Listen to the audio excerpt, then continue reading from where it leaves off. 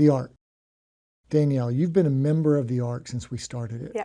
For those who don't know, what is the ARC? So the ARC, it's the Anti-Racism Committee. Like you said, I've been on the council since inception. I, had the pleasure of being, included into the conversation. I think the ARC is just a group that it's a safe place for people to feel included. It's about inclusion. It's about education. It's about bringing diversity to this company. Like, we do have a lot of great diversity, but it's kind of like getting more information out there so people can understand that they have a safe place if they need to talk about something, if they feel, like their voice is not being heard. It's like a safe place for them to like put their voice out there and get information from us. We give information, to the whole company. I know people have probably seen a lot of our emails for like Black History Month and Asian Pacific Islander Awareness Month, and giving people just information so they can understand their like fellow memory makers and get like a bigger picture of, the diversity that's out there in the world and what we need to bring into, Broad River as a whole. Join Charlie Maloof as he explores the personal journeys of Broad River Retail's very own memory makers. Welcome to Stories from the River.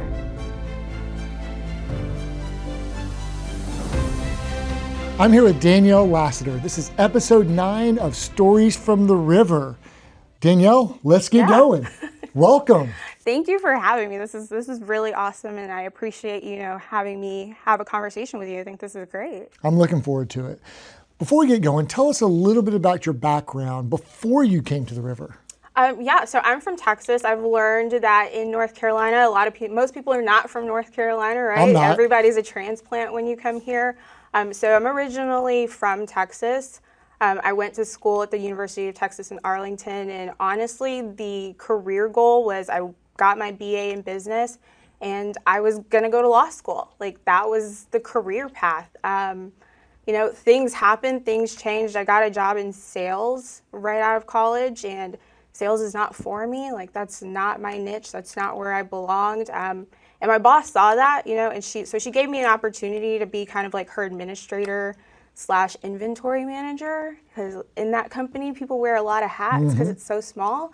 And so she gave me the opportunity to kind of like manage the inventory, and I learned that I really liked the puzzle piecing together of like where to find the inventory from, how to get it to where it needs to be on time, making sure we have good counts of it so we're not losing money behind our inventory. And then she closed her business down kind of abruptly, and I was like, oh, I'm going to be out of a job. But, she was really great, and she helped me get a job with one of her distributors. And so I went to a larger company and kind of did that on more of a larger scale, and then really found out what supply chain is.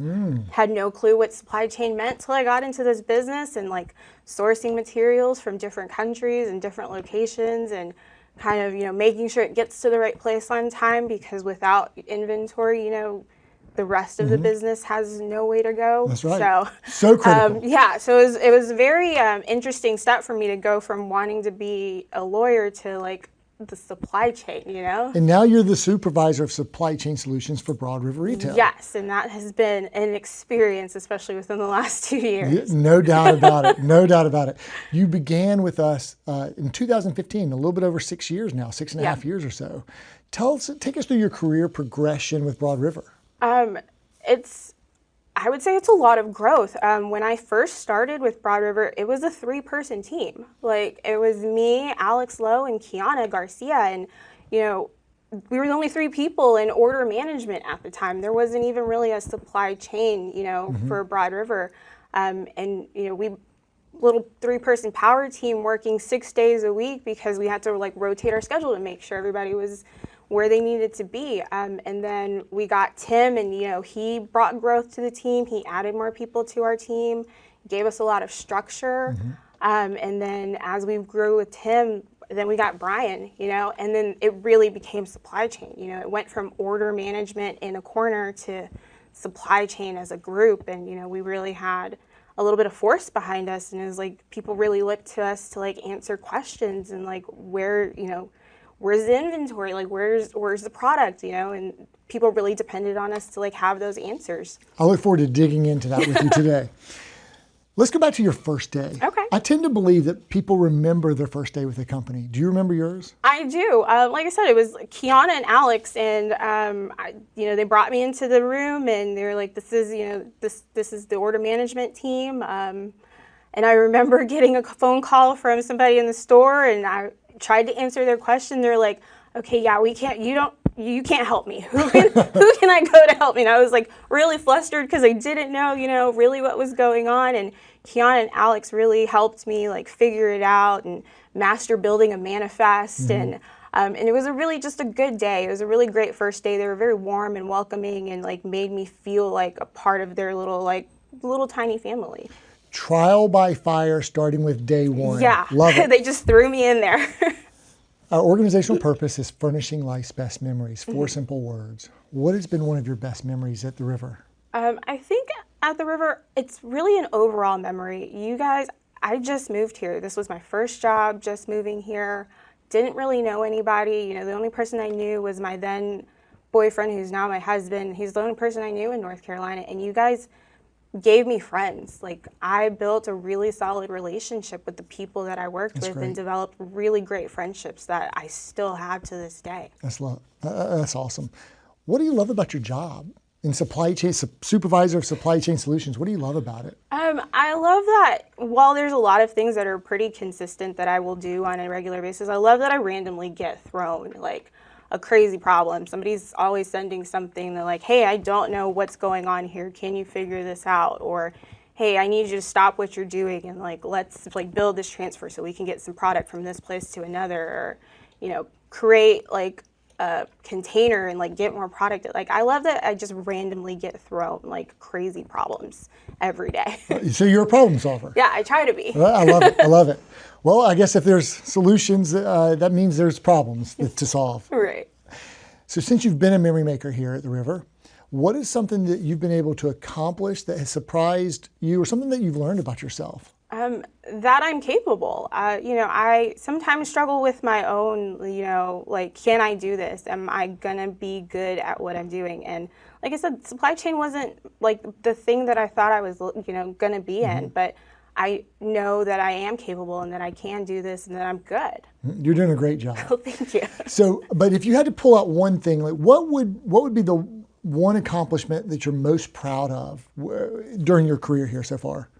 I think what I'm most proud of is the first promotion I got here at Broad River. I was in, order management, and then I got promoted to supply chain specialist. And that was a position I feel like I really fought hard for. I really put in the work, I put in the time, and I just went to Tim and Brian and I was like, I really think that I add value to this team, and I really think that I want to grow in this company, but where can I go? What can I do? How can I get to a next step? And they saw that potential in me, they saw that drive in me, and they took that and ran with it, and they gave me a chance. I love that initiative. Yeah. That's awesome. Supply chain solutions, we were talking about that earlier. Yeah. That infers, like we said, that there are problems.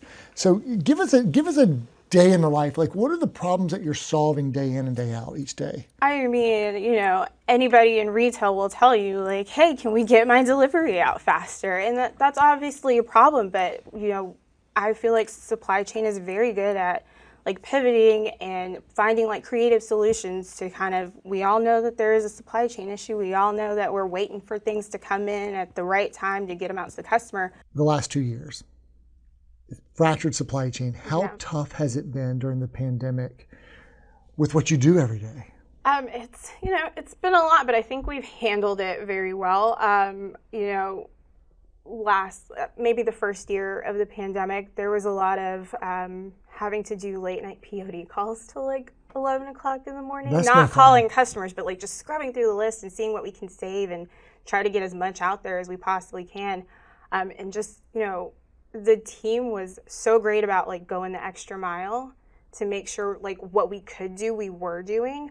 And that has sprung, a lot of change for the positive, the utility ship, that's been great.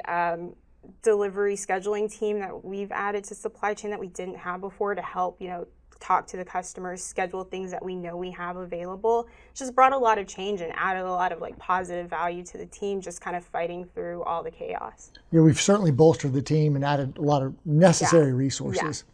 So how do you remain optimistic day in and day out when you're waging war and fighting battles? I try to remember that, it's not just about me. Like, there's other people that, I have to be accountable for and accountable to, and, making sure that I have conversations, like, with my husband. He's very good about, like, keeping my spirits up, and if I'm having a rough day, like, making it a little bit easier for me everywhere else, so that, I can do my job and not take that out on anybody else. And that's just like something that is just me dealing with that, as opposed to, spreading the negativity. So customers certainly hear about supply chain, right? And how understanding have they been during this pandemic? I think for the most part, customers get it. They see it everywhere. It's not just with us. They're, a little bit more understanding of the circumstances. I know our delivery schedulers teams deals with that every day, and they try to, make it positive for them and make it, we're doing our best to like help you and get your things to you, and we understand that you're frustrated, and just being empathetic with them and understanding that everybody's going through this, but they're seeing it on their own like micro level, as opposed to, the macro where everybody's having the problem, like making sure they tailor it to, we understand that you are having a problem personally, making it personable about our customer. Yeah, that's so smart. Do you personally have a favorite customer order management story? So I do have an order management story that I did. Don't fire me for this, please. Oh gosh, too late. Statute of limitations. So a while ago, we used to manually key our TSI orders, or our Temper Sealy orders. We have to like manually input those orders and send those over. And one time I placed like $1 million purchase order for Tempur-Pedic. Luckily, we have really great partnerships with them, and they are very used to the way we order. And so when that happened, they gave us a call and they were like, hey, this is not your normal. Is something wrong? Like, is this okay? Is this really what you want? And we were able to stop that before I spent way too much of the company. An extra zero or two? I may have heard about that, but I think you did. It's all good. It's all good. Hey, with where we are today and what you can see in the near future, is there light at the end of the supply chain tunnel? I mean, obviously we're going to be optimistic about it. We want to say that, yes, there is a light at the end of the tunnel. How far down the line is that light? It's supply chain. This is a very up and down business. We've had a couple of really great weeks as far as supply chain and bringing inventory in and, getting it out and into deliveries. Can we say tomorrow that it might not be as great? We can't. We always hope for the best. We always do things to try and make sure that we're staying on the ball and making sure that we're bringing everything in that we need to bring in and being more proactive instead of reacting to the situation. And just staying on top of it, I think, will bring us to that light a lot faster. But, I wouldn't want to like put a date on it and say, hey, tomorrow we're going to be great, because you never know. Like, the last 2 years have definitely taught us that, we can't predict the future, especially in the supply chain. So I am going to ask you to put a date on something. That's fair. Okay. What is your prediction? Well, let me go back a second. The backlog really began in the summer of 2020. Yeah. And it grew for several months in the back half of 2020.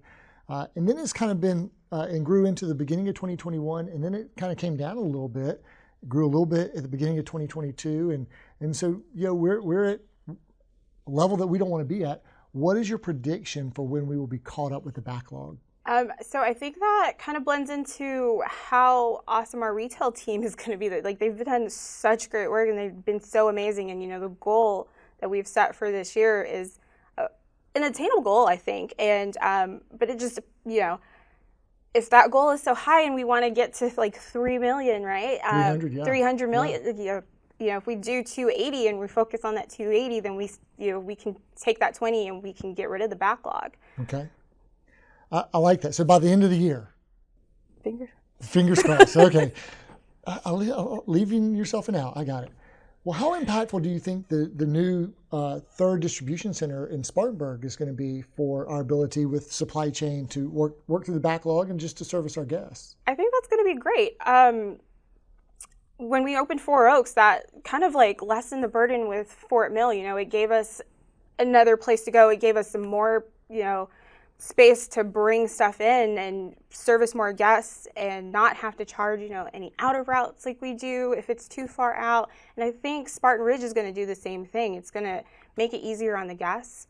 It's going to make it easier on us. It's going to give us more capacity to bring more in and hopefully, service the guests at a faster rate. Let's shift gears to company change and growth. Okay. So you've seen a lot of growth thus far, and since you've joined us, how has the company grown, adapted, and changed overall and in your department? Oh my gosh.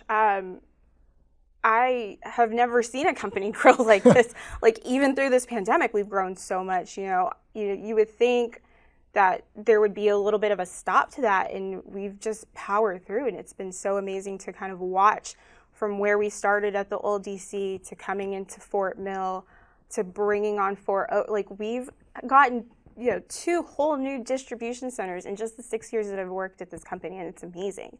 And then just supply chain as a department by itself, we went from 2 people to now we'll probably have 27 by the end of this conversation. By the end of this conversation, one of our scheduling teams is bringing on 2 new people. So by the end of this conversation, we'll probably be at 27 people on our team. It's amazing the growth that's just happened, even in just this year, because supply chain was 10 people when the pandemic started, and we've grown 3 times. So it's amazing. Exponential would be a good word. Okay, got it. Let's do an icebreaker question on get to know Danielle Lassiter. When you're done with supply chain and you're long retired and you're sitting on your porch in your rocking chair, just sitting back and you are reflecting back on, so just put yourself there now and how you want to be remembered or people to think about you. What 3 words come to mind that you would like to describe you? It's loyal. I'm a very loyal person. Once I'm on your team, I feel like I'm there for you. I'm always going to have your back and, always be supportive. I would want to say that I'm a hard worker. I'm going to do the job until the job gets done. So if you give me something, I'm going to do whatever it is you need me to do. And I don't know. Loyal, hard worker. Those are 2 great ones. We'll come back to well, I got one for you. You're still known as Danielle Dalton. Oh my gosh. Can we go Lassiter, there? yeah. Can we go there? There's the 3rd one. I want to be known as a Lassiter. That's right. I'm going to talk to your husband about that. You may not know this. I used to create and manage every email address in our company. Oh my gosh. Yeah, I did. So I know all about the maiden name to the married name. And so I'm pulling for you to sometimes submit that ticket so we can. So I'm not going to show this podcast to my husband. Oh, gosh, I don't think he knows that I still go by my maiden name. Whoops. Cat's out of the bag. Sorry about that. Okay. We're also going to be known word 3, Lassiter. There you go. Unsung heroes. Here, you have a chance to redeem the husband comment. I know that it always takes a village to achieve success. Who are some of the unsung heroes in your world, and tell us what they do or have done to help you?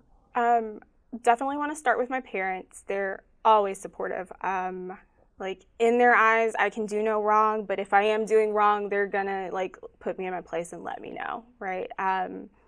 They always give great advice. They always, they're the 2 people that if I'm going through anything or if I have a tough time, they're 2 people that I'm gonna call and they'll walk me through it. And then my husband, super supportive, right? I redeemed myself. He's super supportive. He's always has my back.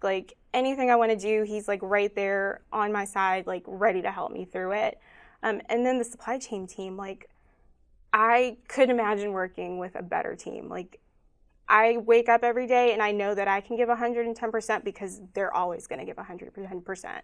And that's from the top down. That's Brian and Sophia, to our supervisors on our team, to even just the agents on our team. It's an amazing team to work for. It sure is. I love supply chain. Those are great answers. Thank you. Advice. What's the best advice you've ever received? 1% better every day. Don't strive to be perfect. Just get 1% better than you were yesterday. Where'd you hear that? My husband. That's not even to redeem myself. Even more. But that's my husband. I love it. Okay, if you could go back to October 2015, you're getting ready to start with Broad River Furniture at the time. Right. Yeah, Broad River Furniture. And you're going to have a conversation with your younger self about what life is going to be like at Broad River Retail or Furniture. What would you tell your younger self? And what advice would you give your younger self? That it's a learning environment. Like, you're always learning something.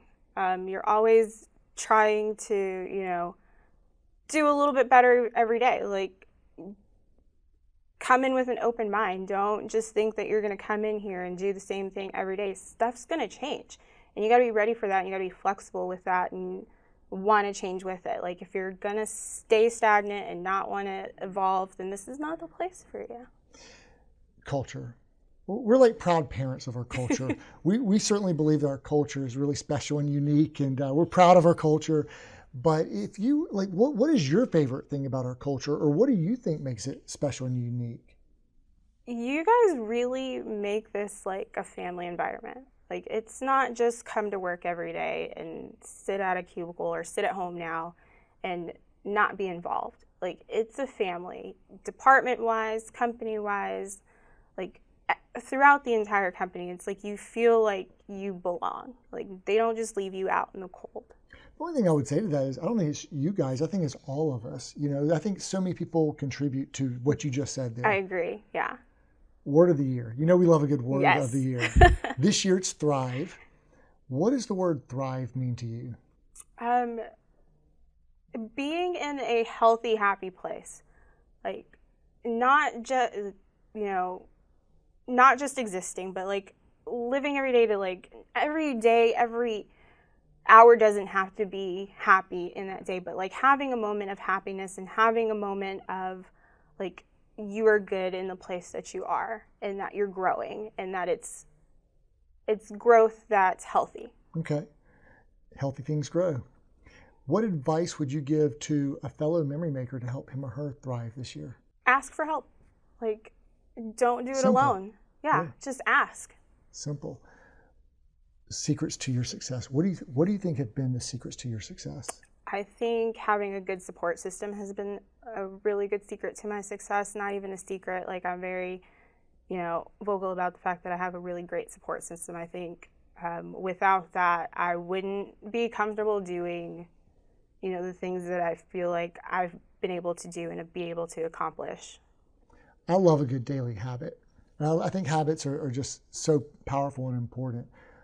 I'm sure you've got some good ones. What are some of your best daily habits that have served you well? I'm addicted to a to-do list. Like, I have on my desktop a to-do list of everything that I know for sure that I have to do in that day. If anything gets added, I add it to the list. If it's more important, I flag it so I know I do that first and then do everything else. Okay. And then, yeah. I got to ask you about this. Manny's a big to-do list guy. Okay. Do you have a system? Is it notebook, paper? Is it digital? Like, where's your list exist? It's the Microsoft to-do list, and I found this, and it became my thing, and I shared it with everybody on the team, and they're a little annoyed with my to-do list, but yeah, it's on my Microsoft to-do list on my desktop. Like, literally type it in. It gives you, like, reminders to make sure you do things, and it flashes, and I have to ask though, are you 100%, or how many items per day don't get done on your to-do list? I try to make sure that no more than 2 items don't get done. Got it. I appreciate the candor and honesty. No more than 2. There you go. Maybe the goal could be to keep it down to 1. I don't right? know. You got update the goals. There you go. Mentorship is so important. Where, from whom do you get your mentorship? My dad has always been a really great mentor for me. I used to work for him at one point, and so I, would go to him about things, and he, helps me walk through conversations and things. But specifically to this business, Brian has been a really great mentor for me. Anytime he gives me anything, he kind of understands me and lets me, like, walk through it and mess up and get frustrated and, like, try to figure my own thing out, and then he, like, sits back and waits for me to, like, all right, I need help, like, fix this and make it better. But he's very good about, letting me do my thing and walk myself through it first, because he knows that's how I understand things, and then we go back and we correct it and see what we could have done better and ask questions about it. Okay, love that. You seem like you have a bundle of inspiration and motivation? Where does that come from? I think my mom.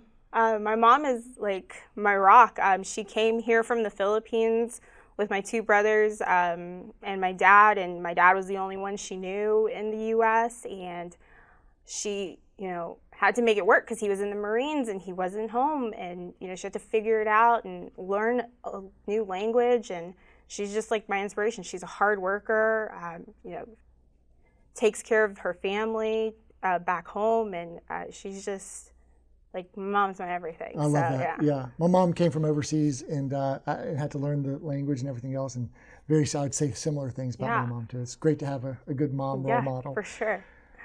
What is something about Broad River that you think would surprise others from the outside looking in? Maybe like a misperception or something. It's not about just business, like we are very involved in, the community, like Bed for Kids, the different volunteer things, having the ARC, like it's a community, we're worried about other people. It's not just about the business aspect of it. Mm-hmm. It's about the people in the business. You don't call us employees, you call us memory makers, mm-hmm. because we care about each other. We want to make memories together and not just come to work every day. Yeah, and we like to say about furnishing life's best memories, it's for others, for other people. It's not about us. Exactly. So what is something about you that would surprise your fellow memory makers? I got ordained. Really? So that I could marry my best friend and her husband. Okay. And she actually works with Charlie Workman, Stacy White. Oh, yeah. And so I performed her marriage, and I got ordained just for her. That is fantastic. That's awesome. When was that? Right after my wedding. So I got married in 2017, and she got married in spring of 2018. So. Okay. That would definitely be a surprise. Yeah. Not anymore, though, to our listeners. If you could change one thing, sometimes I wish it would be as simple as waving a magic wand. So if you had a magic wand and you could change one thing about the company, what would that be? So I think that I love the leadership of this company. You guys are amazing. You really care about your people. I would just want to see like a way to bring more diversity into our leadership in this company. Whether that be like a mentorship program so people can develop the skills to get to that place. Because, I don't want you to just bring somebody in for the sake of bringing somebody in. I think it would be great to have people who want to be in that position to work with people who are already there and bring a little bit more diversity to those positions. One of the people that I look up to in this business is Miss Anita. Like, if I could follow her career path and go there too, like that would be amazing. Well, I think that's something great to change. And I think we need to do that. And I think we need to put goals in place and a timeline. Nothing gets done without a deadline. Right. So we've got to have that. And it's something we should aspire to. Let's say, though, I decided to retire, and Danielle, you've done a great job, and it's time to give you the keys to the company. You're the new president and CEO of Broad River Retail. Oh, gosh. Oh, yes. Promotion, let's go. Oh, yes. And today's your first day in this new role. What is your first order of business?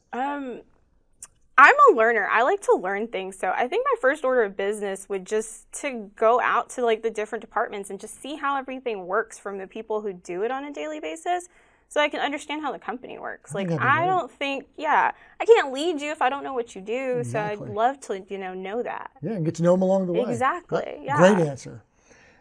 Learning. You've talked a lot about the 1% better every day and learning. So how do you sharpen your saw? What do you do to improve your skill set? I ask a lot of questions if I don't know what I'm doing. Even things that I have done before and probably haven't done in a while, I go to the person who knows it best and ask them to retrain me on that. How are you doing this now? It's got to be different from what I did before, so show me how you're doing it or show me a better way. Okay, love it. Let's keep going with learning. What book are you currently reading? I'm reading 2 books right now. So I have this thing where I'm simultaneously reading right now just because I have a goal number of how many books I'm going to read this year. What's the goal? 14. Okay.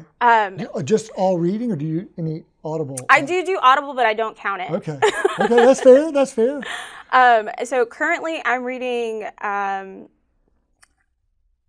Eat the Frog. It's about procrastination because in my personal life, like I want to start working out, but I keep procrastinating doing it. Like I'm always going to do it on Monday. And then I'm reading a book called City on Fire, which is just for pleasure. Awesome. Win the Day. I'll recommend that one by Mark Okay. Batterson. It will inspire your soul to ignite the habits that you're looking to do. That'll be my next like learning book. And I did that one audiobook, by the way. Okay. So you can do that one quicker. I've done it both ways, with audio and now rereading it. Okay. Other than Stories from the River, do you regularly listen to podcasts? And if so, do you have a favorite? I do. So I started listening to podcasts when I was doing like the 4 a.m. building manifest shift. Okay. So that was my thing. There's 3 podcasts that I listen to regularly. I listen to a lot of NPR. So I listen to Throughline on NPR, which is about like taking like present day things that are happening and like linking it back to the past. I also listen to Code Switch on NPR. And then there's a podcast that reminds me of this, like it gives me that vibe. It's called Beautiful Anonymous, where a person just calls in and kind of like tells you their story. Except you're not anonymous with Right. us. Yes. Okay, but the story part, I got it. Yeah. I'm gonna have to check those out. Are you currently binge watching a show? I just finished a show this weekend. I watched Inventing Anna on Netflix. That's a wild ride if anybody wants to go there. Julie Garner. Do you watch Ozark? My husband watches Ozark. I couldn't really get into it. She's good in both. No, of she's them. amazing. Yeah.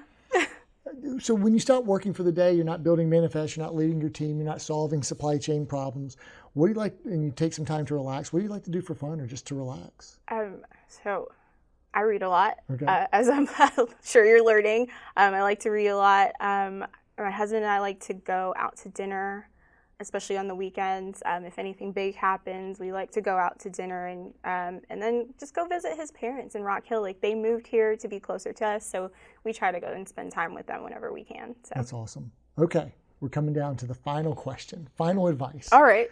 To someone who is not a memory maker today, but they're thinking about coming to the river, about joining the company, what advice would you offer to that person?